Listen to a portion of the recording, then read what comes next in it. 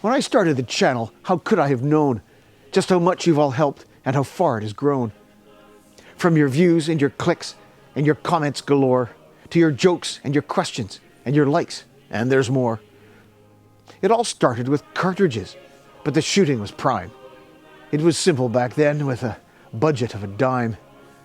The scope was expanded with drills and with kit, but it all was related to the shooting, so it fit. Now there's battles and tests and comparisons, many, with series and multi-parts, but the topics aren't just any. For it's muzzle-loading British which started it all, and on Empire's finest it answers the call. Of Enfields, Martinis, and many others to speak, Snyders and Besses and some much less meek. For it's arms of the Empire and Commonwealth too that British muzzleloaders appreciates and hopes so do you.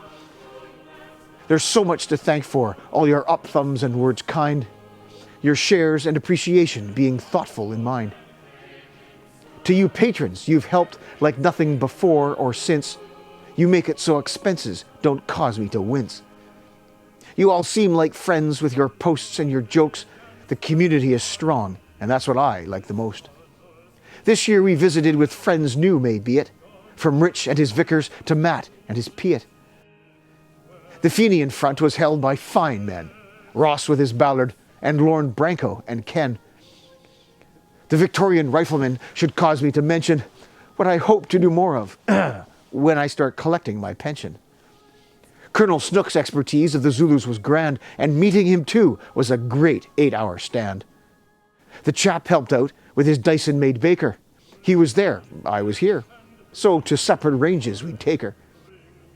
It's friends and like minds which maketh the channel, and lately this fellow who wears lots of flannel. This year we ventured to the south, y'all see, to visit an arsenal, in a yellow room it might be. I feel like I've made the most closest of friends. The project was huge and I hope it won't end. What's to come there's only been the slightest of hint.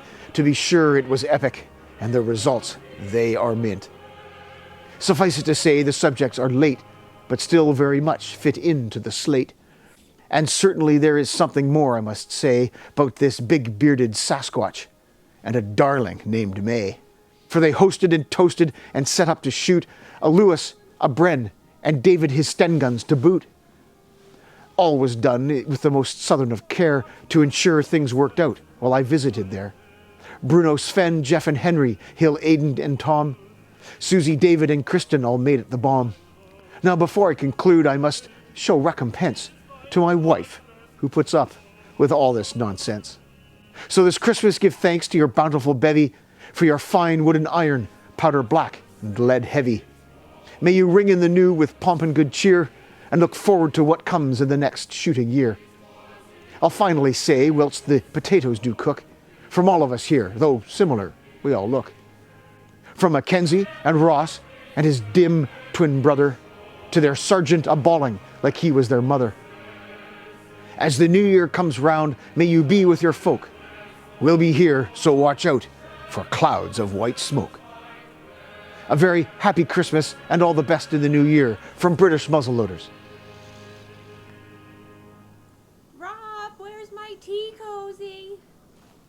Oh, woman, can't you leave me alone in my work?